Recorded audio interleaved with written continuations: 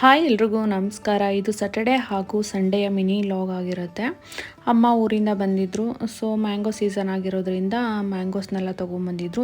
Mangoes ಜೊತೆಗೆ ಹಲಸಿನಣ್ಣು ಕೂಡ ತೊಗೊಂಬಂದಿದ್ರು. ಮ್ಯಾಂಗೋನೆಲ್ಲ ನಾನು ಇಲ್ಲಿ ವಾಶ್ ಮಾಡಿ ಎತ್ತಿಟ್ಕೊತಾ ಇದ್ದೀನಿ.